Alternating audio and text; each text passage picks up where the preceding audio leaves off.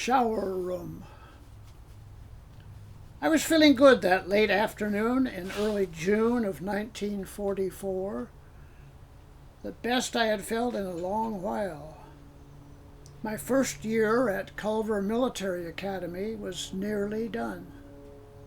I had made it through. It hadn't been easy for any of us plebes. The Culver system was patterned after West Point and Annapolis. We were plebes our entire first year, objects of scorn for the rest of the cadets. Hazing was built into our lives 24 hours a day, month in and month out. We had to walk at attention, in silence, through the halls of our barracks. Anywhere on campus, for that matter. If addressed by an upperclassman, we were required to snap to attention, address him as Sir. In the dining hall, we sat by company at long tables, holding 14 men each. Highest-ranking cadets sat at each end, next highest flanking them. We plebes sat in the center of each side, rigidly at attention, chins tucked in, eyes straight ahead. We could not rest any portion of our hands on the table. Sophomores and juniors were allowed hands and wrists. The seniors, called first-classmen, were permitted to sit with their elbows on the table. Plebes were constantly at the call of the other cadets to run any trivial errand they wanted, or simply to stand straight and be upbraided. Ties slightly crooked, shoes not shined to a high gloss, shoulders not braced. Any one of these transgressions could lead to a report and extra duty hours.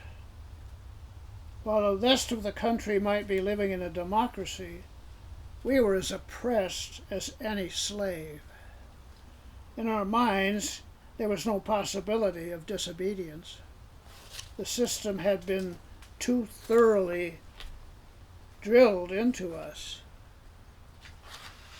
from our very first day as new cadets. We managed to survive only through our camaraderie, with the prospect of being on the other end of the rope for the rest of our Culver years. At age 14, we were learning early in life to be patient, to know that someday our turn would come. Clearly, there could never be any fraternization between us plebes and the older cadets. The merest hint of such an attempt on our part would bring swift punishment. Even the bathroom facilities incorporated that ironclad segregation. Although toilets and sinks were in one large white-tiled room, the least desirable locations were designated for plebe use. We might be waiting our turn for a plebe sink, while no upper-class sink was in use, and still the line could not be crossed. A few of my bolder classmates had tried, when only plebes were in the room, and invariably were caught and reported. The toilet stalls were without doors, lining the wall directly opposite the door from the hallway. When that door was opened, the end toilet and its squatting occupant were directly in view by anyone proceeding down the hall. That, of course, was the plebe toilet. Only the shower room was common ground. It had 6 shower heads, used randomly by all cadets, including plebes. On that June day, 5 first-classmen and I were showering. The next day would bring commencement and the end of my plebe year. The seniors were soaping their hairy, muscular bodies while avidly discussing the amazing attributes mental and physical, of their friend Bob Brown's 16-year-old sister Daphne. She had come for commencement with her parents and had been out on the lake that afternoon. They had no way of knowing that Daphne was my cousin. I kept quiet, still being a plebe, and knowing my place. Their talk turned to the upcoming evening and the prospect of seeing Daphne again. John, football star and cadet officer, speculated on his chances of sharing a kiss before the night was ended. "No way," the others hooted. "Not Daphne. She's not about to let that happen." A vivid memory flooded back of the time when our families had been on vacation together.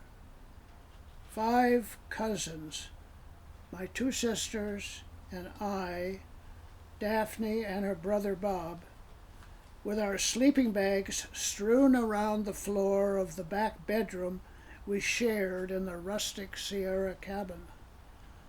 I was 10 and Daphne was 11. I thought she was the neatest girl I'd ever known. Now, in this white-tiled shower room at Culver, I could keep silent no longer. "I slept with her every night for 2 weeks," I said quietly. 5 senior mouths gaped open. 5 first-class tongues quivered unsuccessfully for words, while one suddenly liberated plebe smiled cryptically, gathered his soap and towel, and exited the shower room.